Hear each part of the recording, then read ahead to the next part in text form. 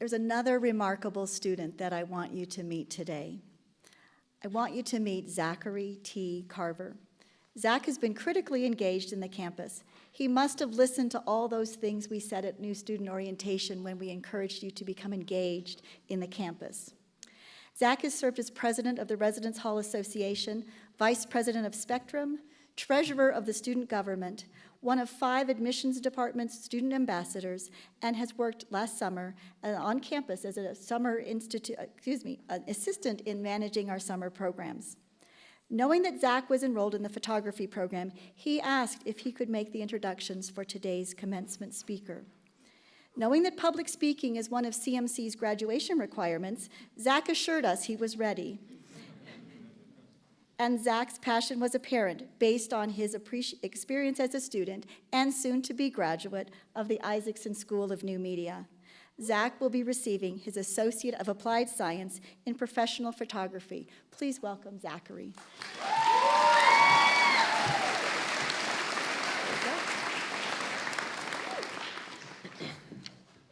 Thank you. This is truly an honor to introduce the man who is the namesake of my school. As a young man growing up in rural Colorado, I dreamed of doing more. And through the use of tools and aesthetics, photography exists at the intersection of art and technology. I wanted to tell visual stories that inspired people to look at the world in a different light. The biography of today's commencement speaker is printed in your programs. In addition to the amazing career Mr. Isaacson has had in journalism and communications, he has been engaged with and is CEO of the Aspen Institute. The Institute conducts world-renowned leadership conferences in Aspen each summer and humanitarian programs with leaders such as Henry Kissinger, Sandra Day O'Connor, and Madeleine Albright. That's how Mr. Isaacson got connected with CMC, and I'm very excited that he did. We are especially lucky that he is our commencement speaker before he transitions and joins the history department of Tulane University as a professor in January of 2018. And becomes an advisory partner with the global financial services firm Perella Weinberg Partners. Because of you is a common refrain that many of us have heard this year at CMC. And because of you, Mr. Isaacson, I have had access to the equipment, facilities, and faculties I never imagined possible. The school to which you have given your name has given me an amazing education. I am proud to be an Isaacson School graduate and coming back for my bachelor's. And I am proud to now introduce the man who has helped make this all possible, an amazing storyteller, Mr. Walter Isaacson. Thank you, Zach.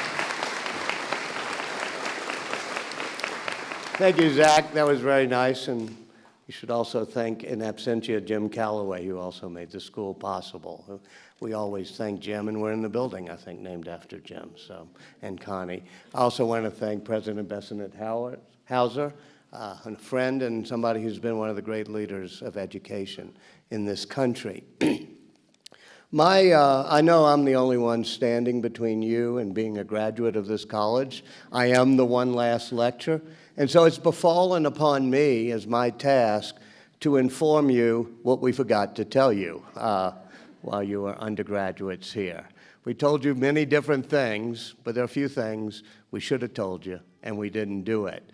First of all, we taught you about romantic visionaries and singular heroes, people who could make a dent in the universe. And we biographers sort of do that as well. You know, we make it seem like some guy or gal goes into a garage or a garret, and they have a light bulb moment, and innovation happens. What we forgot to tell you is that in the real world, that's not how it works. Innovation is a team sport. It comes from collaboration. It comes from being able to work with other people. When you were taught about collaboration here, they probably had another name for it. They called it cheating. In the real world, you're supposed to share information. Every now and then, take another person's idea. Make sure you credit them, but also know that it's not just about you and your vision. It's about the ability to put together a team. Because vision without execution is hallucination. If you look at the 3 great inventions of our era, the internet, the microchip, and the computer, with all due respect to Al Gore, We don't know who invented any of them, because they were all invented by teams, people working together. I could go through them all, but I'll just pick one as a great example, which is the early invention of the internet.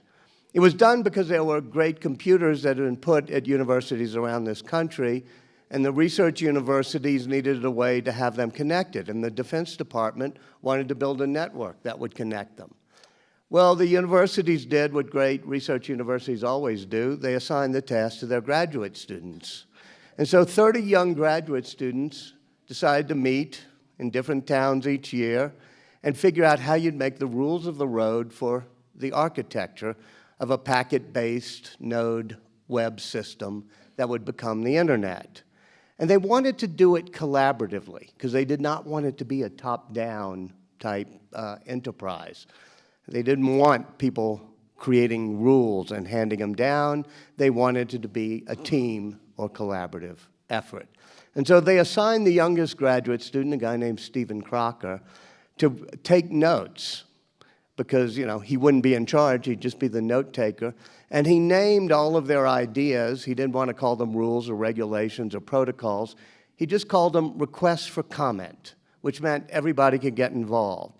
And so if they figured out that a packet needed to have an address header and it needed to have some protocol of what happened if the other packets didn't arrive on time, those type of things, all of that was called a request for comment. That made it seem very collaborative, and it's amazing that they were able to develop the internet that way. But what's particularly amazing is that's still how the internet is being developed. We're now up to 7,900 in the RFCs, the requests for comments.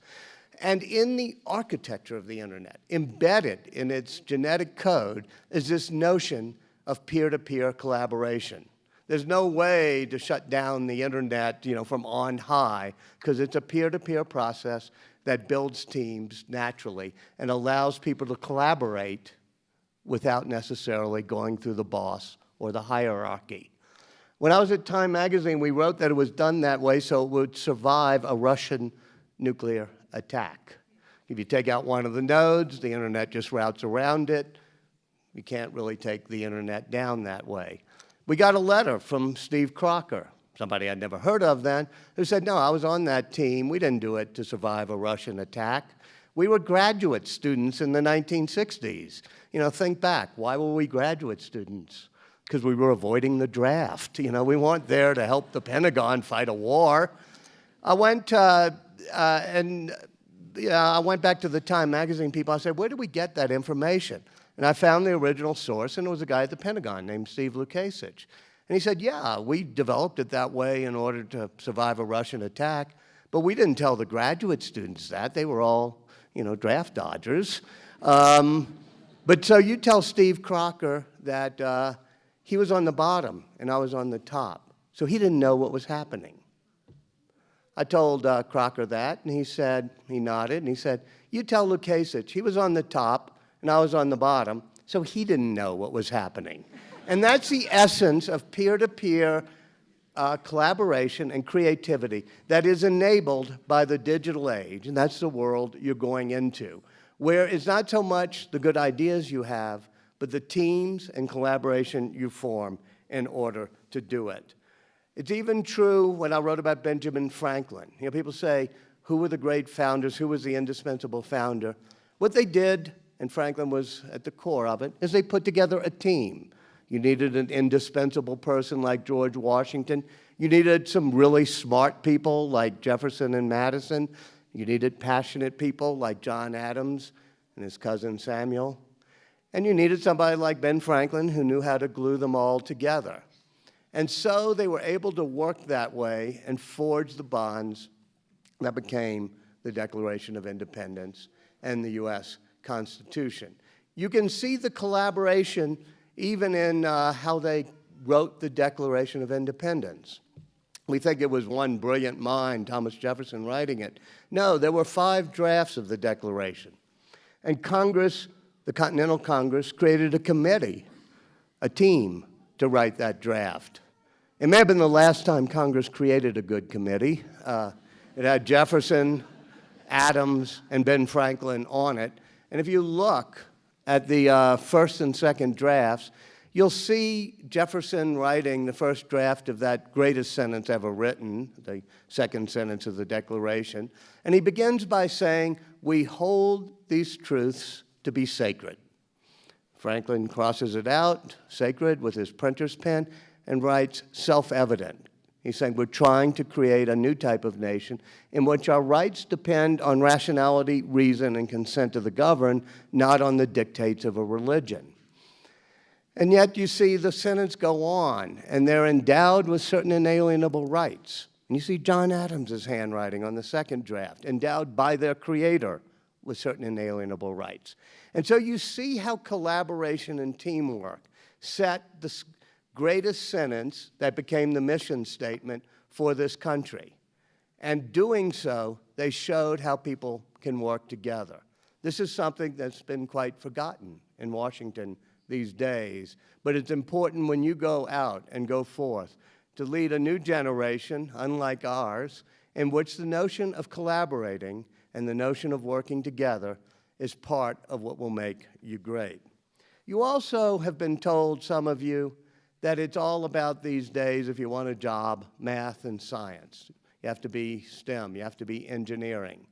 And that's very true. It's very hard in this world today, and I sort of push back on my friends who are not scientists. It's very hard if you don't try to appreciate the beauty of science, the beauty of circuit boards and engineering. However, that's the key word, is beauty. And it's something that I know at the Isaacson School and all over CMC is important. It's something Zach mentioned when he talked about the intersection of technology and art.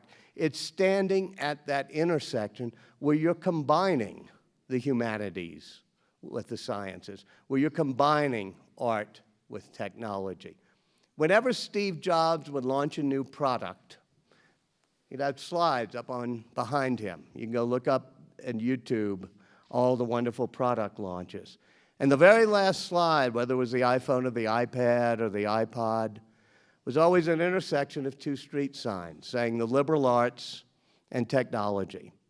That, he said, at that intersection is where the creativity occurs. And that is what I hope you'll come out of here with, not just the utilitarian information about how to code, because someday soon, our machines will code for us, but how to join creativity to technology, how to do what Steve Jobs did when he went to college, which is he only took calligraphy, dance, and poetry at Reed College.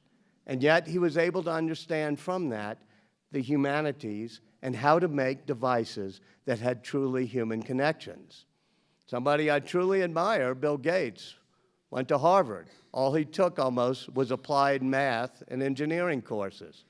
He created the Zune. Steve Jobs created the iPod. Those of you who don't even remember what the Zune was, it was a Microsoft music player that looked like it had been made by trolls in a basement in Uzbekistan and had no sense of beauty, no touch, no humanity.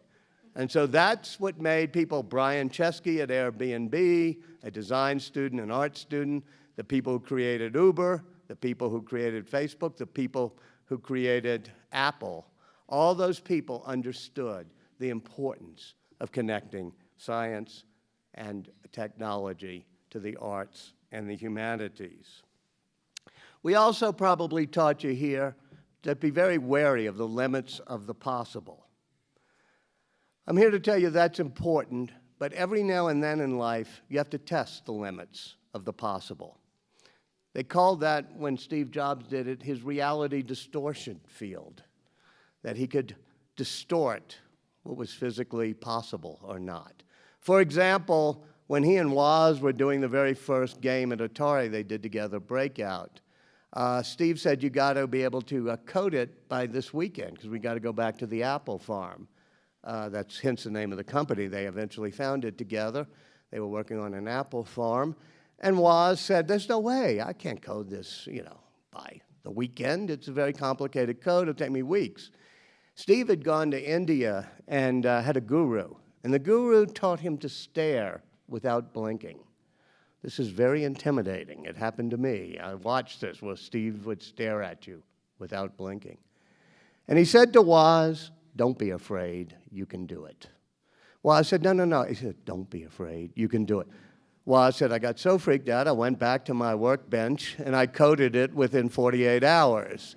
Over and over again, you see that with the original Macintosh. It took 90 seconds to boot up. It was almost as bad as the Microsoft machine. And Steve said to the engineer, "You got to shave 20 seconds off the boot up time." And Larry Kenyon, the engineer, said, "Steve, you don't even know coding that well. It's impossible." Steve stared at him over and over again. "Don't be afraid. You can do it." Kenyon said, "I went back to my cubicle, and a week later, I had shaved 28 seconds off the boot up time." And finally, even with the original iPhone, Steve wanted it to have a beautiful, smooth piece of glass as opposed to junky plastic on it. And he didn't approve of all the plastic that had been made for it, or even the glass that they had gotten from the claves in China. And so he went to Corning, and he said, "Can you make me this type of glass?" And the head of Corning said, "Well, you know, we used to have a process called Gorilla Glass, and that might have done it, but we've never done it before." And Steve looked at the whole thing and said, "Yeah, I want it, and I want this much by October." And the guy said, "No, no, we've never made it before. We can't do it this year." I actually went to see the CEO of Corning so I could hear the story myself. He said it was amazing. The guy just sat there without blinking and kept saying, "Don't be afraid, you can do it." The next day, the head of Corning called a plant manager in Harrodsburg, Kentucky, for a Corning plant there that was making flat-screen TV glass, and told him to switch to Gorilla Glass. And the guy said, "Sure, we'll do it in a couple of months once we get..." He said, "No, no, no, do it tomorrow." And the plant manager, of course, said, "Well, we don't..." And the CEO said to me, I just kept telling him over the phone, "Don't be afraid, you can do it." The upshot is, look at your iPhone, look at that glass. Every piece of glass on every iPhone shipped that year, and every piece of glass on every iPhone and iPad shipped ever since then has been made by Corning in the US because of Steve's reality distortion field. So that ability to really change what reality is, I think, is another key that we didn't teach you. I'm doing a book now on Leonardo da Vinci. Leonardo da Vinci, to me, is one of the greatest geniuses in history, maybe the greatest. But one of the surprising things to me that was at first disappointing was he kind of had fantasies. He believed he could change reality. He kept trying to invent, as you probably know, a man-made flying machine. Over and over, year after year, he tried new ways of engineering a machine that would allow a man or human to fly. It didn't work. He also tried to devise a perpetual motion machine. Took him years before he figured out it couldn't be done, but in the process, he discovers the rules of friction as he does it. And from his early life until his final page of his final notebook, he's trying to do an old mathematical puzzle called squaring the circle, where you make a square the exact same size as a certain circle and do it only using a ruler and a protractor. It actually can't be done. But Leonardo, by trying to push the bounds of what is possible, was able to invent things and envision things that did get invented decades, sometimes centuries later. So the rule is sometimes try the impossible, learn why you can't do certain things, and learn why. And maybe every now and then, you'll push the reality distortion field and do something that seemed impossible. We also gave you a lot of received wisdom here.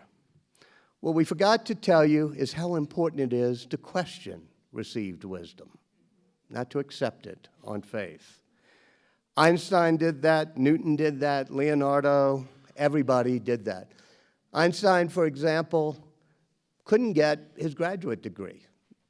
I'd love to be the professor at the Zurich Polytech who kept flunking Albert Einstein on his final exams. But Einstein was questioning this notion because in 1900, when he was your age, everybody thought all of physics had basically been settled by then. But he couldn't quite understand why Maxwell's equations said that light always travel at a constant speed, no matter how you were moving away from it or towards it or whatever. And he kept saying, what if I were to catch up with a light beam? It would seem stationary to me, but Maxwell's equations don't allow for that. And he said, I walked around with my palms sweating. That caused me such anxiety. I don't know what is causing your palms to sweat. I know what was causing my palms to sweat when I was your age. It was not Maxwell's equations. But it does show this absolute curiosity he had, this ability to question Newton, whose very first sentence in the Principia says, time marches along second by second, no matter how we observe it. And there you got this student who's questioning that, saying, well, how would we know it? How would we test it? And he even is trying to figure out, how would you synchronize two distant clocks? Well, you'd send a signal between the two clocks, but if you're traveling really fast with one of the signals, what looks synchronized is different for you than somebody traveling in the other direction. And from that, he realizes, oh, I get it, the speed of light is always constant, but time is relative, depending on your state of motion. This was a huge leap of the imagination, just done while he was sitting on a stool at a patent office, because that's the only job he could get, was as a third-class patent clerk. But it was by questioning that received wisdom that came down from Newton's Principia and every other great book that he said, maybe the speed of light is relative. And that's all special relativity is. That type of thing, that type of questioning and critical thinking really demands one quality above all, and that's curiosity. You know, the other thing about Leonardo da Vinci, I just finished the book, it'll be out in the fall, but the thing that most amazed me, besides his ability to push the bounds of reality, was the fact that he wasn't actually all that smart, but he was a genius. And what do I mean by that? He didn't have the mental processing power that a Newton or an Einstein or people like that, or even a Bill Gates would have. He didn't understand math all that well. He wasn't a great theorist, but he was just passionately curious. And it reminded me of a line that Einstein had once said, which is, I have no special talents, I am simply passionately curious. And so what Leonardo would do is every week he would write a list of things he was curious about, things he wanted to learn. And the lists are absolutely phenomenal. They'll say things like, figure out whether the wings of birds move upward or downward faster and why, and find out in which varieties of birds it's different. Describe the tongue of the woodpecker is on one of the lists. Now, how in the world would you even know how to figure out what the tongue of a woodpecker looks like, and why would you want to do it, except for out of pure curiosity? And I finally got curious enough after a year of having noticed this thing, and I find out, hey, the tongue of the woodpecker, go look it up, is actually a very interesting thing to be curious about. He was curious about how light strikes different parts of the eye, and suddenly he realized how you do variable perspective, it's called, so that the Last Supper looks different as you walk across, or the smile of the Mona Lisa flickers as you move your head up and down.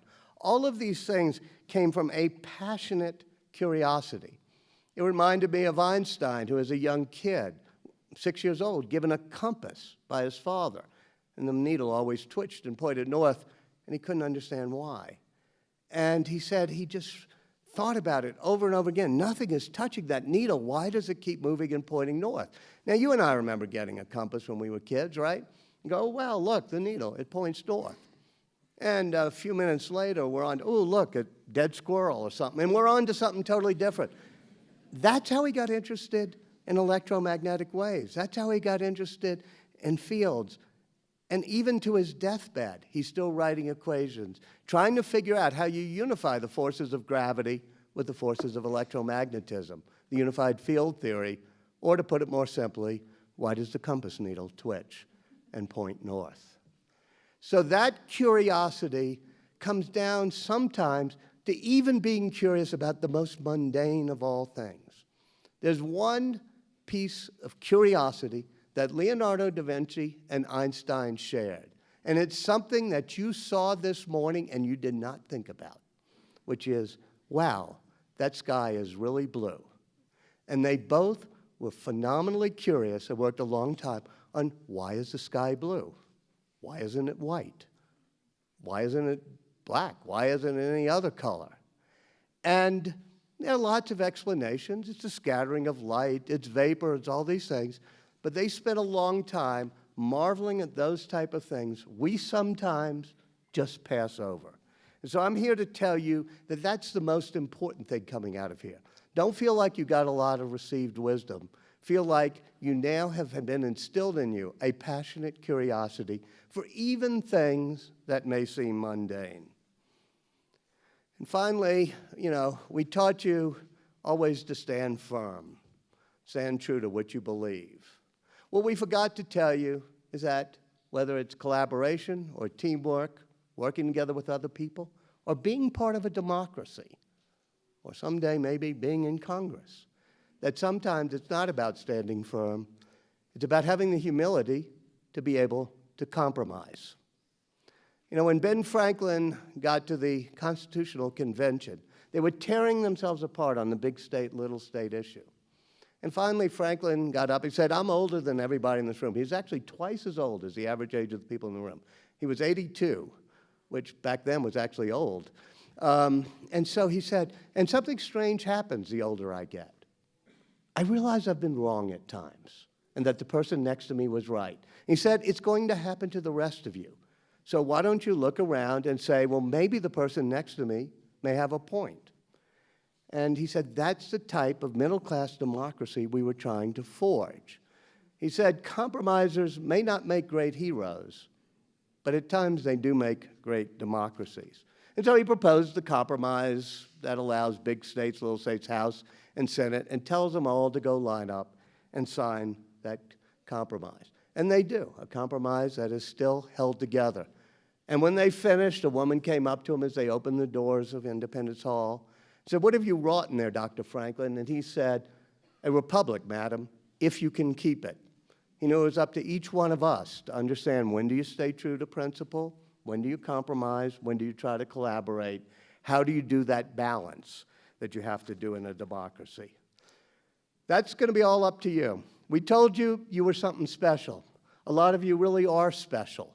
A lot of you have really done something that put you in an exclusive place, maybe the only person in your family to have gone to college, maybe the only person among your friends who have done so. We told you how special and exclusive it is. What we forgot to tell you is it's not about exclusivity, it's all about inclusivity. It's about how many people you include with you on your journey, not how many people you get to leave behind and exclude. I had this sermon when I graduated. It was by a Puritan preacher, so it was much different than mine, but it was also what we forgot to tell you.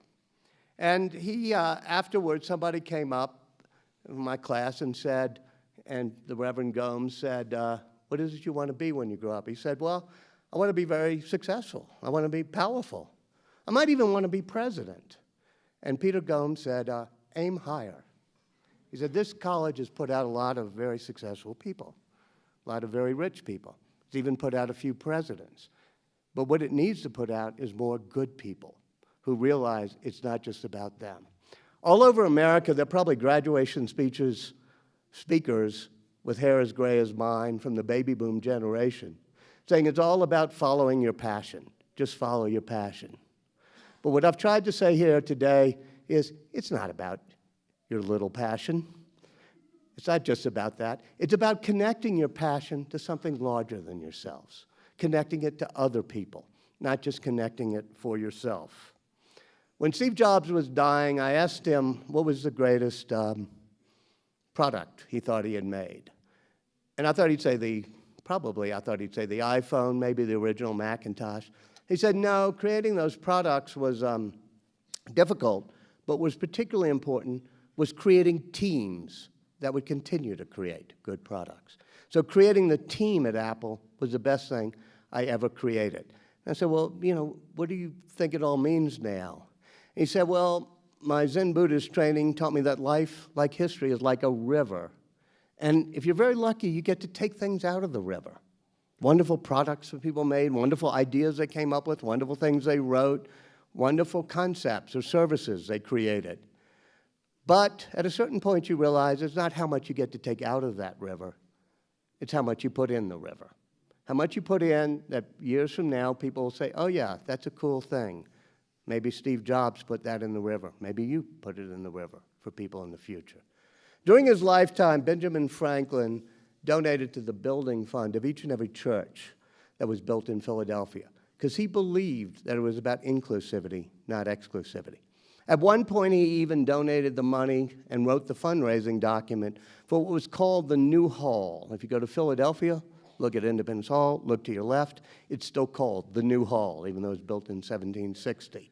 And it was for itinerant and traveling preachers who were wandering to Philadelphia and needed a pulpit. And the fundraising document says, even if the Mufti of Constantinople were to send somebody here to preach Islam to us and to teach us about the Prophet Muhammad, we should offer a pulpit and we should listen, for we might learn something. And on his deathbed, he was the largest individual contributor to the Mikveh Israel Synagogue, the first synagogue built in Philadelphia. So when he died, instead of his minister accompanying his casket to the grave, all 35 ministers, preachers, and priests of Philadelphia linked arms with the rabbi of the Jews and marched with him to the grave.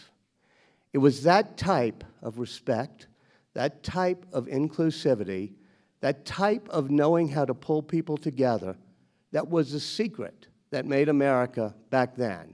It's what we were fighting for back then, and it's what we're still fighting for in a very troubled world and even here at home today. So good luck and onward. Congratulations. Great.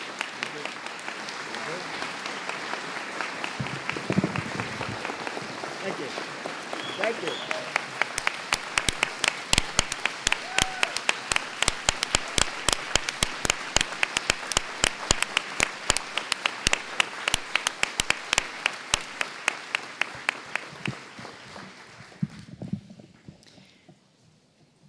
Wow. Take a breath, right? It's pretty fantastic. And I will take a point of personal privilege, one, and say congratulations to our graduates. Thank you to our faculty for what you've done today. Certainly thank you to Walter for his comments. The fact that he sort of closed and underscored the concept of inclusivity is particularly important to us, as we wouldn't be here were it not for so many that came before us in our 50th anniversary. And our entire college is built on the premise of inclusivity.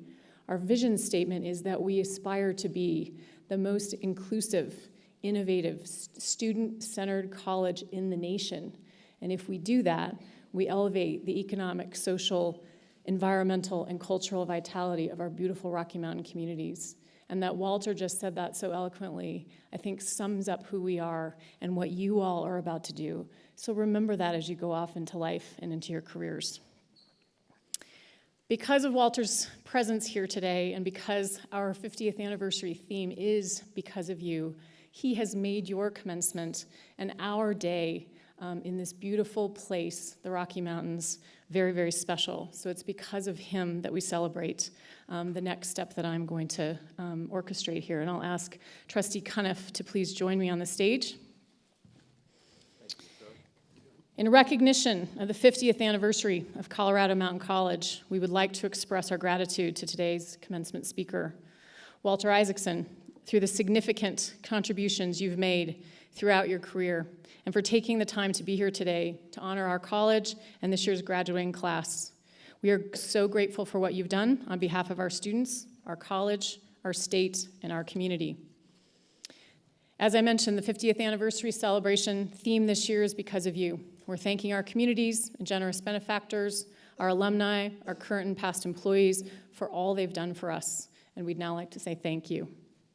So on behalf of the Colorado Mountain College Board of Trustees and along with Trustee Cuniff today, and in recognition of your exemplary service and contributions to journalism, media, and communications, we confer upon Walter Isaacson the honorary degree of Associate of Applied Science in Digital Media from Colorado Mountain College and the Isaacson School for New Media.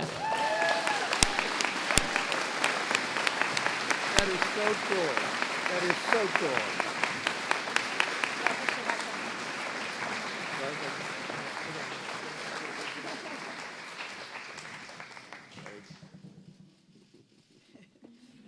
Thank you.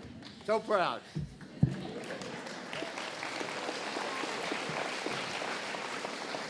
I said to our governor yesterday, who spoke to our CLETA commencement graduates, Governor, do you know what the state rock of Colorado is? Anybody know? It's Ewell marble, and it was quarried about 30 miles from here in Marble, Colorado. So Walter's diploma will sit on a piece of Ewell marble, hopefully proudly in his office at Tulane University as he retires. We are so grateful that he was here today, that he is retiring at the end of the year and gave his commencement address to all of us today is truly very special. So thank you to Walter.